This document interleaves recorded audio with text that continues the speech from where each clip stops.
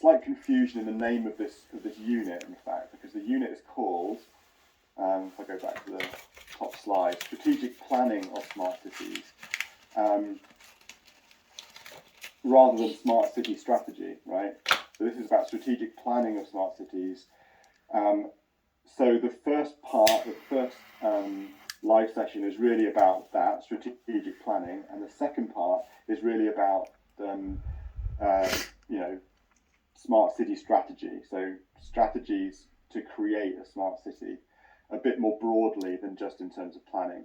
So one way of thinking about this is, if you remember, the implementation part of the New Urban Agenda talks about hard measures and soft measures.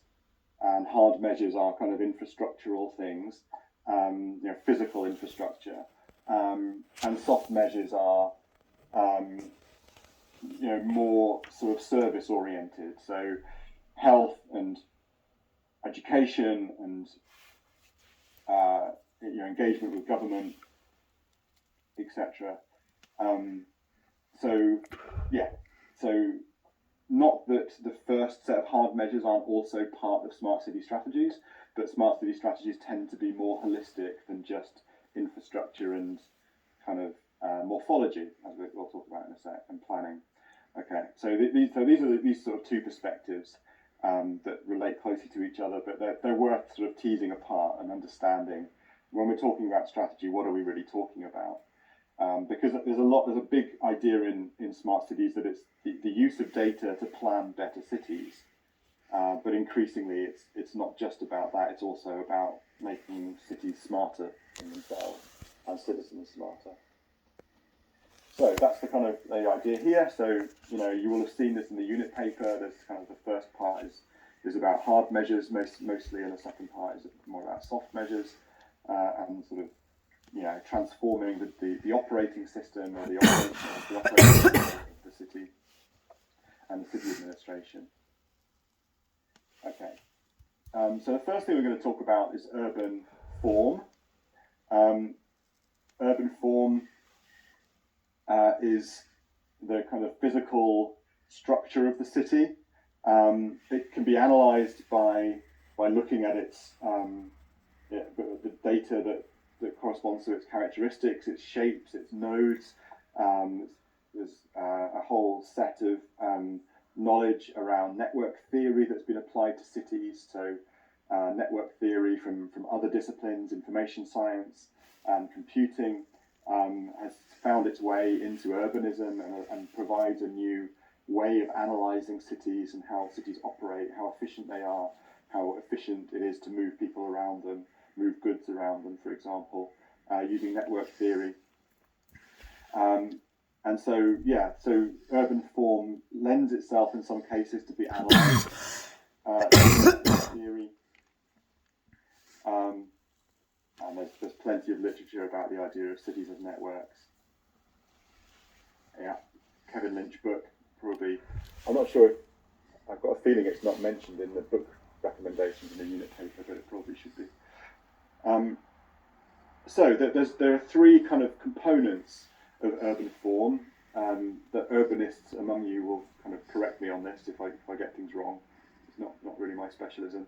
But topology is the first aspect of urban form, and that relates to the two-dimensional structure of cities. So the plan view, looking down, again, networks, roads, intersections, interconnections, nodes.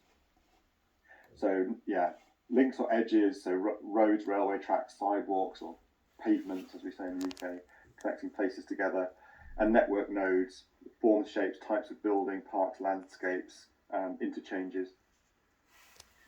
And these can follow a number of different archetypal configurations. We talked about this last week, I think it was last week or the week before, when we're looking at different kind of city designs and rationale for city design over the ages. So from unstructured random layouts in most European cities and towns as they've evolved from medieval times, to the radial and concentric network models places like Paris and Dubai that have been either built more recently or completely, reimagined and redeveloped. To grids and lattices, like you see in New York and Detroit. Although I have a feeling that Valletta is amongst the oldest grid layouts, and certainly in any European city. There are examples of grid layouts in some European cities. Okay, Bethana. Maybe try reconnecting, or you can always watch the recording tomorrow, or see if it improves. But Valletta was built on a grid structure because it had to be. It was built as a fortress to protect the island and Europe really from the Turks in the 16th century, or 1530 or something. Organic tree-like structures that we see in London and many British cities, fractal cities like Barcelona, as we talked about, and then monumental and symbolic ones like Washington. So it's worth just pointing out this research. This is a paper published by the Royal Society. When was it? It was 2014. It was. These researchers analysed 130 different cities using network theory to try and understand the characteristics of their fundamental